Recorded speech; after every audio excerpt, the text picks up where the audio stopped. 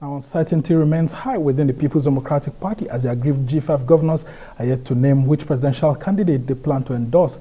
Leader of the group and Rivers State Governor Nyesom Wike has denied meeting with or endorsing the presidential candidate of the All Progressives Congress, Bola Ahmed Tinubu.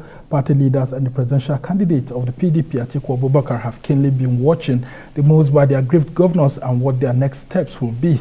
But reports suggest a sharp division among the 5 governors due to their respective ambitions and interests, including their surrogates contesting governorship, senatorial, House of Reps, and other positions. Now, there have been suggestions that the party should sanction them, while the governors insist that they've done no wrong other than to seek equity and justice in the party through their quest for a southern presidency and the removal of the PDP national chairman, Yocha Ayu. So what's next for the country's biggest opposition? We can say we had a deal with so. Meanwhile, no video, no voice, anything.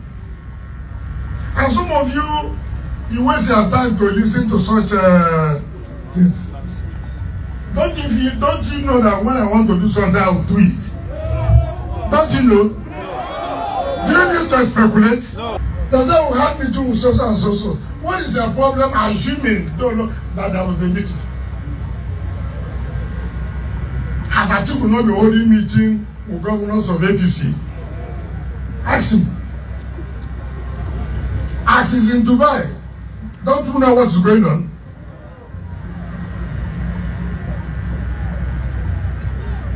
So, why do you bother about us?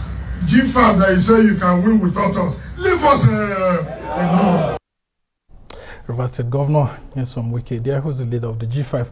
Well, joining us now are 2 public affairs analysts, Oshoma and Ossai, to help us x-ray the issues.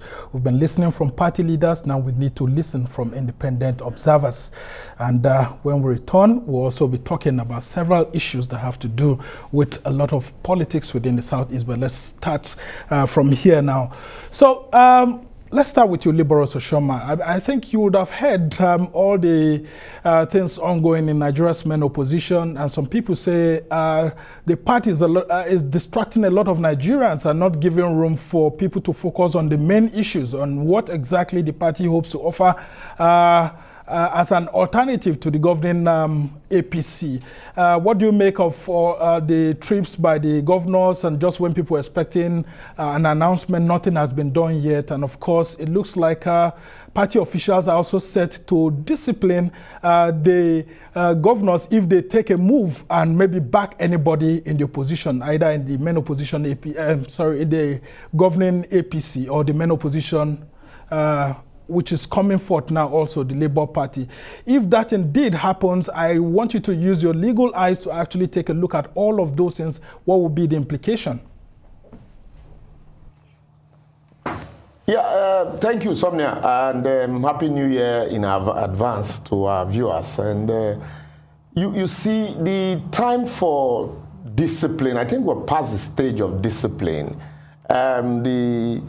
What I see playing out is Atiku Abubakar, having his comeuppance of what happened in 2015. Remember, in 2015, after the PDP Congress, he led 7 other governors away from the PDP.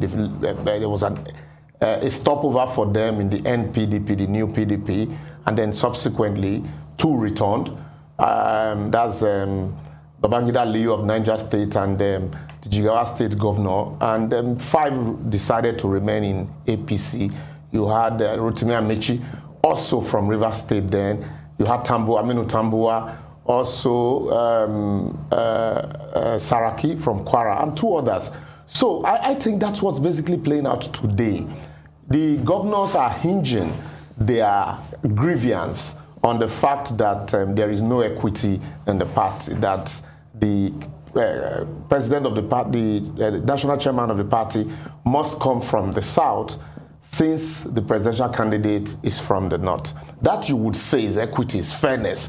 But we all know that even if you decide to zone that position to the south today, the level that Wike and his colleagues have gone, I doubt if that will, assuage their demand, because apart from all of that, you've seen him talked about the same 2015 2015 issues, also went further to discuss what transpired between Atiku and Obasanjo in 2003. So it's as if there is, the issue is deeper than we see. And the Constitution, remember the time this matter in 2014 went to court, that would have given the Supreme Court opportunity to make a definite position on governors cross-carpeting.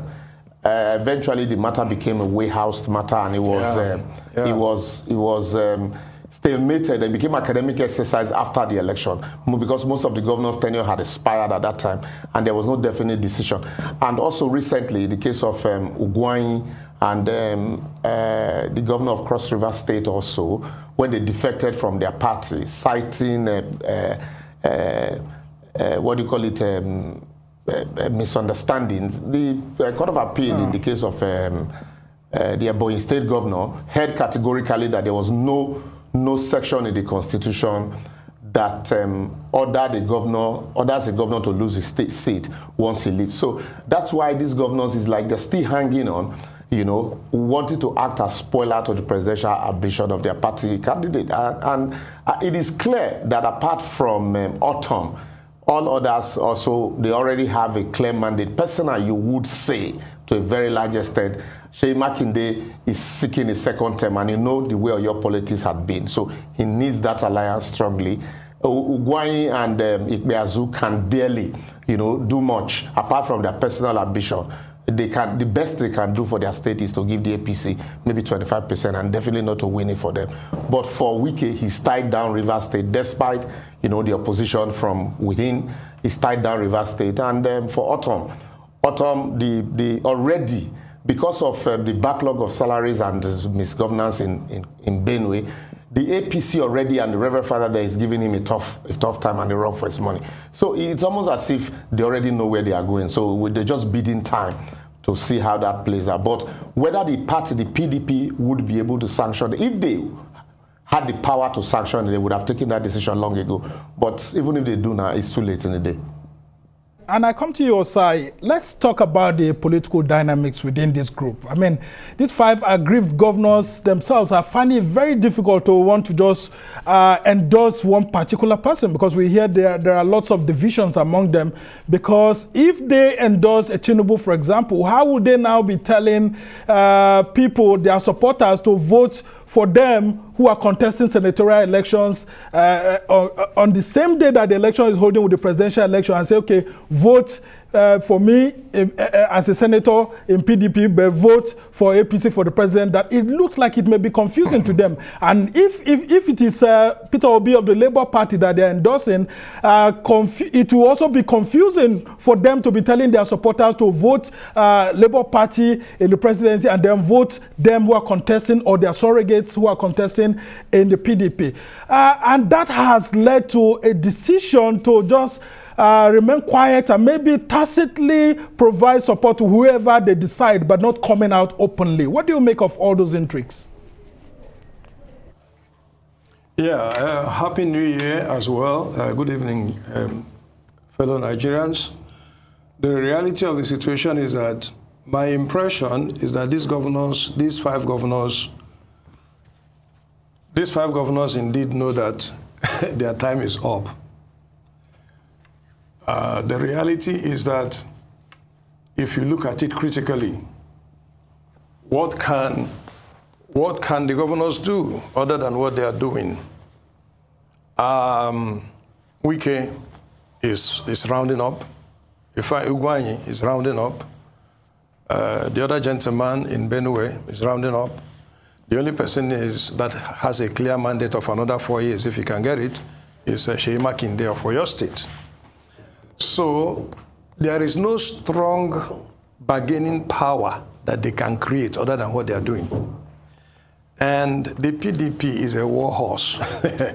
The PDP has handled crisis for such a long time. So the PDP knows that in the next couple of weeks, they will run out of steam. That is the reality of the situation. And I'm saying that, yes, I agree with the view that these guys are just causing confusion. Because, hey, the fundamental problem of Nigerian politics is this concept of carpet crossing. I can't imagine a Republican governor be running a Democrat agenda from his office. I was one of those who criticized this aspect of politics that we're making popular in Nigeria. The truth of the matter is, yes, your party has made a decision. Being a good party man is identifying with the position of your party, even if it's not convenient. And then again, what are the options open to a party like PDP, as at the point they were making a decision of presidential candidate? Wike has presented himself as a, I don't want to use a very difficult term, but Wike has, sometimes you play and you play yourself out of a game, you know, because he's the most vocal voice in this group. And I'm saying that all the chairmen, from secondos to all the chairmen we have had in PDP, had to do with Wike. And his position is always strong. You can't always have it the way you want in life. Sometimes you concede for greater good. This is what I find lacking in Nigerian politics. Is it not possible to lose sometimes and allow things to be? Why must it always be your way? If it is not your way, then the whole thing should crash. How can you be inside PDP and be working contrary to the presidential candidate of your party? It's not done. In fact, I am surprised that PDP members have not risen up as a body to say we can't continue like this. Even if there can be no discipline officially, I'm expecting Ossai, members of PDP to rise up within themselves and react. If I may interject here now, let's look at the possibility of these G5 governors throwing their weight behind a Bola Tinubu. Some people have said that if that happens, it will be game over for the PDP. What's your own view? My view is that in the very first place, it's not possible. I can't see Bola Ahmed Tinubu accepting the conditions they are giving him. It's politics. You're not going to throw away all the people that built up APC with you and concede to the kind of requests these people are making. What are they bringing? Is it the money or the membership? You can as well run your elections without them. That's what I'm saying for an APC leadership structure. Now, and if you say they are going to Labour Party, are they going to you know, a party is built up by members who have paid the price of running the show up until then. You can't just get up as a presidential candidate and ask every person to withdraw and place these guys where they want to be placed. So what I'm saying is that they are going to lose steam in the next 1 or 2 weeks. Keep watching. Okay. And I throw that same question to you, liberals. How much of a big deal will it be if this group throw their weight behind Bola Tinubu of the APC? I mean, some people have said that it will just be game over for the PDP. And then on the flip side too, if they decide to throw their weight behind Labour Party, do you think, I mean, the election would have been closed before the election day? I do not think, first and foremost, I do not think these guys are people you should take lightly. They are not about to lose steam. They are spoilers, so spoilers don't lose steam. 4 of the governors are out on their way out. They're pursuing senatorial ambition. So 1 is seeking a second term. And in Abia State and Enugu State, for example, these are places predominantly PDP. And for the presidential election, you know where the allegiance lies for Peter Obi. So what they have at stake is their personal ambition. And also, this is not the first time, as bad as it is, this is not the first time you have PDP members acting as spoilers within PDP. And PDP had consistently told us then that it was a family affair, and so we should allow them resolve it. Atiku Abubakar also did the same thing and eventually left. That's why I said that this, it's like, you know, the chicken coming home to roast. And then for a Wike, the battles that PDP had fought, there is no way you will talk about the battles that PDP has fought without mentioning Wike's name consistently. You know, he's fought this battle. He has said also that when Atiku left for Dubai and abandoned the ship, that they stayed back to steer the ship to where it is today, and that if they were not around, Atiku wouldn't have even found a party to come back to. So all of this, so if they decide to join tent with any party today, it's very significant for Wike. Yes, you can say, after all, the APC didn't win Rivers in the last election, but they still won the national election. Yes, but numbers, in politics, numbers matter.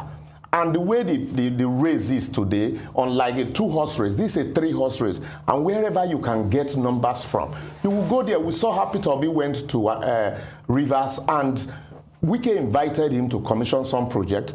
And, you know, he also pleaded with Wike to support him, and that they would leave his governorship candidate. That why he gets the support at the center. In the same vein, they are having discussions with the APC presidential candidate. The APC presidential candidate has also been doing his work, but he also cannot say it is Uhuru as it is. So he will need any support that he will get. For what do you call it, Wike, we saw how 200,000 special advisors were appointed by. What do you think these 200,000 special advisors are for? To work? We know this is politics time, and so we know how he's been able to lock down Rivers State. And like I said, whoever they support, no matter for Abia State, as you will say, it doesn't have structures. The structures rest in the hands of Theodore. But be that as it may, he still has a few, you know, he's a sitting governor, so he definitely will have a few supporters and followers. So no matter how significant that number is, any party he joins today or anybody he decides to support, he will take that number along with him, even though he has one vote. In the same vein, short break, Makinde, he has a battle. Just hold on there. Sorry to just cut in there. So that we'll go on this short break. And when we come back, we'll continue our conversation looking at the potential of these 5 aggrieved governors throwing their weight behind either the APC's Bola Tinubu or Labour Party's Peter Obi. And of course, what the implication would be for the main opposition People's Democratic Party. Stay with us. Welcome back. You're still watching This Week, and I'm Sumner Sambo. And of course, we're still reviewing the intrigues ongoing in Nigeria's main opposition party, the People's Democratic Party, and of course, the implication of the 5 aggrieved governors meeting over and over in London and almost nearing a resolution on who to support, either Peter Obi of the Labour Party or Bola Tinubu of the All Progressives Congress, which is the governing party. And of course, they've been embittered over the outcome of the presidential primaries in the PDP. And of course, they have been saying that they won't support the presidential ambition of the PDP presidential candidate Atiku Abubakar. And of course, we still have our independent analysts who are helping us to take a critical look at this after having heard from so many of the party leaders during the week. And of course, we still have Oshoma, who is a lawyer and public affairs analyst. And of course, we have Ossai, who's a public affairs commentator, all joining us from our Lagos studio. And of course, I would like to let you know that the latest information we have at the moment is that the chairman of the PDP Presidential Campaign Council, Governor Emmanuel Udom of Rivers State, of Akwa Ibom State, has been meeting with his Rivers State counterpart, Governor Nyesom Wike. And of course, during that trip, we also had the governor of Benue State, Samuel Otom, going there. We'll be bringing you the pictures pretty soon. And of course, the idea is to see how the PDP can still try to woo these 5 aggrieved governors and present a united front, despite all we've heard. But I come to you, Ossai. Is there still any hope of reconciliation in this party? So, sorry, quickly, I was trying to finish my thought on that, the last question you asked me. Sorry, quickly, just a few minutes. Okay, so, just do that before we go to Ossai then. Okay then, as is significant as Ugwai and Ikpeazu's support base might be in these places, if they decide to throw their weight behind a Peter Obi, for example. So those few fringe votes that Peter Obi might not have had in those states would traditionally go to him. So you know that what that means. And so if they decide to swing their votes to the APC. It's the same thing. So, and then lastly, on this note, if these governors were going to lose steam, the PDP will not still be meeting with them at this stage. So it is better the PDP do whatever it is they can do up to the last point to see how they can keep their house in order. The house is seriously divided, and they need it. They need these governors more than the governors need them. So, Ossai, I come back to you based on that question. With this meeting by Governor Emmanuel Udom of Akwa Ibom State, meeting with Governor Nyesom Wike, and then, of course, Benue State Governor Samuel Otom today, do you think there's still any chance for reconciliation, or by chance that PDP may still be able to bring these people back? Well, the PDP I have known since its foundation days has always been a strong party. They have said this is a family affair. The chance of reconciliation continues to exist as far as I'm concerned. And I have not made public what I know about PDP. I think that they will resolve this issue. I think so. I think this issue will be resolved. And in the game of politics, what do you think Wike starts to get if he joins APC? What is his future there? If he joins, well, we are doing analysis. Is he going to become the party chairman? Is he going to become vice president? What I'm trying to say in effect is that, like my colleague here says, they are playing the game of just spoilers. Like a child that is angry, trying to attract the father's attention. That's what I see. Now, I am of the view that a certain level of discipline should always exist in our political parties. That's my firm opinion. And the abuse of this lack of discipline is what's causing all this crisis and causing confusion for us who are observing them from the outside. Yeah? I can't imagine how somebody can cross from PDP to APC as a party that has given you a slot to be a two-time governor, plus all other privileges you have had. But that is on the side. The options open to the party, the PDP itself, is to find a way of appeasing these gentlemen so that at the end of the day, it can remain one big house. I know that that will happen someday. And I come to you, Liberal Oshoma. That meeting that just took place not quite long, this is what Governor Nyesom Wike had to say. He said that politics is not what will divide brothers and divide friends. Everybody knows my relationship with Udom Emmanuel, and we will continue to maintain that relationship. We may have a different political affiliation or thinking. That should not divide the brotherly love or create a gap among us. But of course, you know that Udom Emmanuel, having been the chairman of the PDP Presidential Campaign Council, cannot be chairing the campaign council without having all of these people, and he will be okay. So do you think that this is a last-minute attempt by Udom Emmanuel to appease these governors? Do you think that he could have been delivering a last-minute message from Atiku Abubakar, serving as an emissary to see what can be done quickly to bring them back into the PDP fold before they make any decision on either Bola Tinubu or Peter Obi? Yeah, I think let's not mince words here, because they say he who comes to equity must come with clean hands. When we talk about party discipline, really, it is good for there to be discipline in all affairs, whether party or not. But then those people that are attempting to discipline others should themselves also be very disciplined. The question you will ask, how disciplined had the PDP as a party been?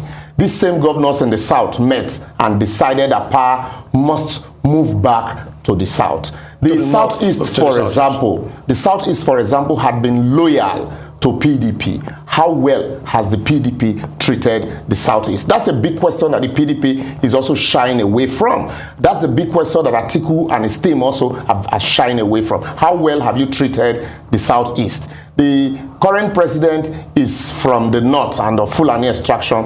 Atiku also is from the north and of Fulani extraction. So all of these are issues, are the sentiment that these governors naturally will use to play on the sentiment of others.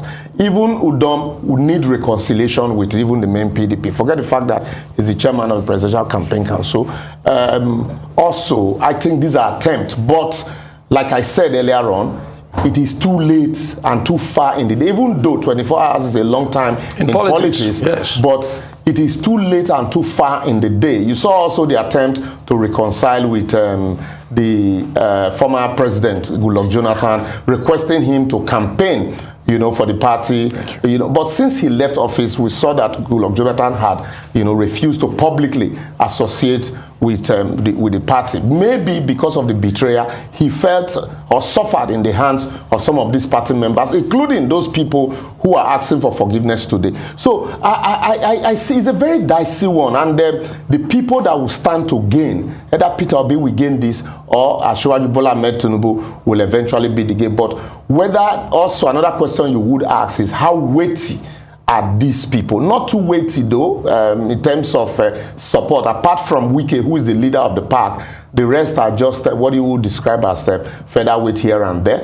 But no matter how we look at it, it is numbers that they are looking for, that the parties are looking for. Otherwise, nobody will be discussing with them. And if the PDP is able to reconcile them back into their fold, the base in the south and the southeast would have been consolidated. But in the next few days, we see how that, you know, pan out. But only Udom cannot. What Atiku and others could not reconcile, Udom alone cannot do that. That is why UK's statement is also very instructive. We are friends. We will continue to be friends and brothers. But despite the fact that we, you know, hold different political views and opinion. So I just, it is messy. It is very, very messy. And if something is not done, you know, beyond all of these meetings, if something is not done, even sacrifices, compromises, like they've been asking for at least the resignation of the national chairman of the party. Let the party even start from there to show, you know, like I said, he who comes to equity must come with clean hand. Let them even start from there to show that at least they have appeased these 5 governors. But the party is insisting that they will maintain their position on the chairmanship and then still pleading with the governors to come. All so right, just before it's almost as if the party is not ready to shift ground, but also want the governors to shift ground. All right, just before I come to Ossai, I just want to ask you this, Liberals. Do you think that the G5 governors were overreaching themselves when they actually laid some sort of very stringent conditions before they would support Bola Ahmed Tinubu of the APC, including saying that, look, he has to ensure that nobody challenges anyone in the states where they have candidates, especially like for Rivers. I mean, the APC should not challenge the PDP candidate there. The same thing in Benue, of course, and we learned that the APC said no. The APC candidate said no, there's no how I can do that. And of course, some of the other governors who are contesting for senatorials is saying that, look, in anywhere where I'm contesting, you must tell the APC candidate to step down. Do you think that they were overreaching themselves when they brought some of those stringent conditions before they will provide support for the APC? And if they also place such conditions on the Labour Party for it to withdraw those contesting in some of those states, don't you think that they were rating their influence too high when they may not necessarily be so rated politically? Yeah, Somnia, negotiation is a give and take thing. You table your conditions, the other party tables theirs, and then at the end of the day, you meet at a strong point, at a middle ground. The first thing to do in negotiation is to overreach yourself, maybe, you know, over-expand your relevance. It is for the other party to look at the numbers, look at the indices, and then cut you to size.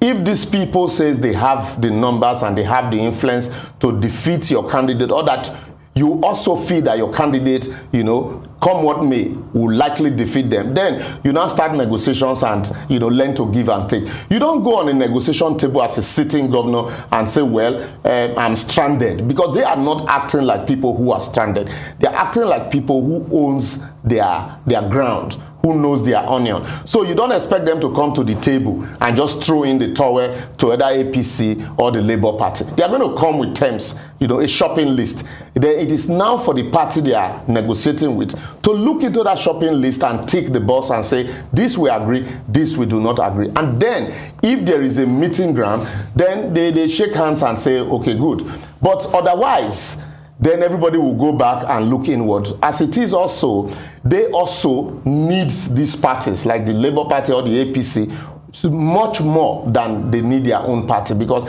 they have gone too far in the middle of the river. Coming back to their party now might look like, okay, we said it, we know you have nowhere to go. So that's why, no matter how strong their term would be, at some point they're also going to make some compromise. Even the APC, if you remember, when the 5 governors moved from the PDP to APC, that was the same term they asked for. At the end of the day, the APC had to collapse their structure in some of the states. Remember Oyinlola also in Osun State, he was in PDP. When he moved into the APC, they handed him over the leadership of the party. You remember Kwankwaso and Shekarau. At the end of the day, they had to switch party. So these are the issues, and these are the issues. That is why they always come with that shopping list first. All right, so Ossai, let's just very briefly talk about the London meetings, and as we try to conclude on this, since majority of the states are controlled by PDP traditionally over the years. I mean, the South is 3 of those states, and then of course Benue has always been PDP, and then of course Rivers has always. Do you think that Atiku can call the bluff of these people and say, look, they can meet in London as so many times as they want? I think that I've been able to network with other leaders away from this government. And since these are traditional PDP strongholds, something good can come out of it. Yes, let me make some points very clear. For your information, fellow Nigerians, the man who is running for Senate in Labour Party in Enugu State, Enugu North Senatorial District, is in Labour Party. I mean, a Labour Party candidate is running for Senate, which is the same Senate that Ugwanyi, the governor, is interested in. And this man contested with them for governorship earlier before today.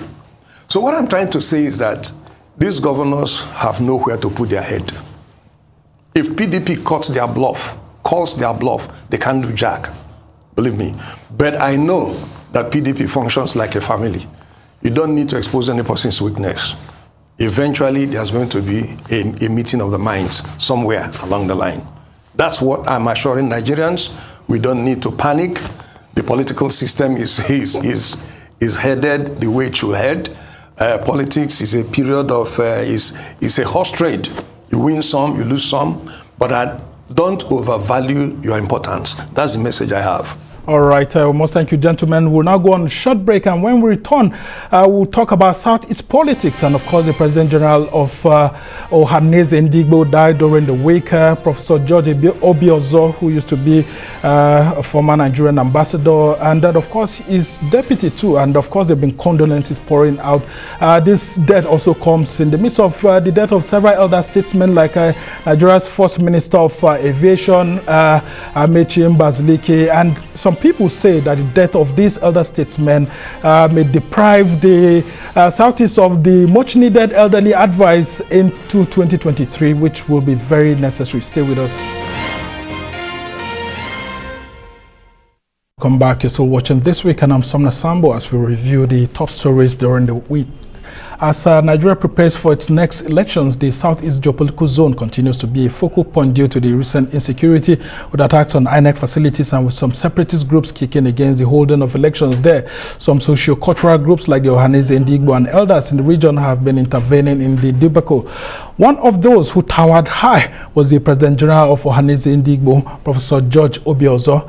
And so it was such a rude shock during the week when Nigerians learned of the sudden death of Professor George Obiozor, which comes less than 60 days to Nigeria's presidential polls. Many say this is a death too many, as only recently there was the death of another top Southeast leader and Nigeria's First Minister of Aviation, Amechi Mbazulike, who had been canvassing peace in the region and how to find a political solution between the federal government and separatist agitators. Now, the death of the 80-year-old Ohanaeze leader also comes not long ago after his deputy, Joel Crowham, died. The Ohanaeze leader's death has seen lots of condolences pouring in from the political class, the Nigerian government, especially presidential candidates of the 3 leading political parties, APC, PDP, and the Labour Party, among others, who have mostly described him as an astute leader of the Igbo nation. Now, how will the Southeast be approaching the election in the midst of the death of this other statesman? Well, we have joining us right now the President General of the Eastern Union Congress, Chidozie Ezeugwa, who is right here in the Abuja studio with me. And of course, we still have our analyst, Liberals Oshoma, right there in Lagos, who's a lawyer and public affairs commentator. And of course, Ossai, who's a public affairs commentator too. And I come to you, Ezeugwa, who has the floor now. Tell us about the implication of this death to actually the Southeast politics ahead of 2023. Thank you so much. It was a very tragic, loss to Igbo nation after the death of Mbazulika Amaechi, the first Prime Minister of Aviation. Then, even the Deputy President of Ohaneze, Joe Okoro, died also before the death of the George Obiozo. It's a heavy shock to the Igbo nations. We are trying to see how we can receive the shock and, manage to, continue. Because if I tell you that all is well, while all is well, because we are human beings, no one will challenge God when it happens. George Obiozo is a diplomat. Everybody knows that. It's a reservoir of wisdom and knowledge. It's endowed with a large heart. So, as native intelligence and common sense when it comes to issues. We are losing him because, because of aging process. But I really know that each and every one of us, we will know one day go. But what matters is the legacy. It left a very good legacy. All right. Tell us how instrumental Professor George Obiozo was in the thick of the political issues that were ongoing. There was the issues of Mazi Nnamdi Kanu. There was also the issues of calls for support of Ohanaeze Ndigbo to Labour Party presidential candidate Peter Obi. And then, of course, there were talks about his intervention when there was that clash between Anambra State Governor Chukwuma Soludo and Peter Obi, and the critical role that Ohanaeze Ndigbo plays in, strengthening the politics of the Southeast as it relates with the Nigerian nation. George Obiozo, as a leader of Ohanaeze worldwide, became a soul of the conscience. When you're trying to, look at his role so far, the activities, came in through the period of a lot of challenges as a leader, but he was able to, manage it, was able to confront it direct, bring a kind of a peace approach on some sensitive issues. I was able to bring it down. The Southeast was in a very high, level of crisis, political crisis, agitations, and the rest of them. But he has been able to shoulder all of them, meeting each group, trying to dial its attention. I wouldn't forget the role he played during the Anambra State election that brought Soludo into it. It played a very serious role, which I'm a member of the committee that work with him. So throughout the period, he has been trying to build a consensus within the Southeast, irrespective of the fact that people, depending on level of understanding, try to create one, problem or the other, throwing jabs from here and there. But the man at the old age was able to contain all. He has been able to, make some create a kind of atmosphere of peace that, if not because of elections, because some of the things that's happening in the Southeast is because of sometimes politicians doesn't, want to, deploy the spirit of give and takes. Otherwise, I would tell you that most of the issues that is confronting the Southeast regarding the agitations is being stepped down to a certain extent, have been able to contain the crisis. Okay, and I'll just go to our analyst in Lagos before I come back to you and we'll end the show. let's talk about this, Ossai.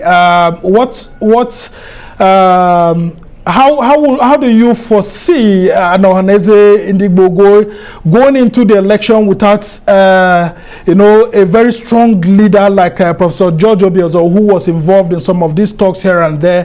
How do you foresee the region approaching the 2023 polls in the absence of these elder statesmen, including the likes of Amechi Mbazulike, who died during the year? Yeah, thank you very much once again. As usual, once things like this happen, it's definitely bound to have some impact on the people.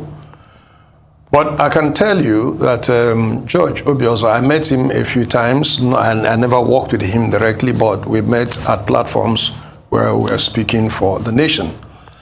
George Obiozor was a repertoire of knowledge. I think he went to Cornell University, and he was classmates with some American presidents. And he served meritoriously in foreign missions.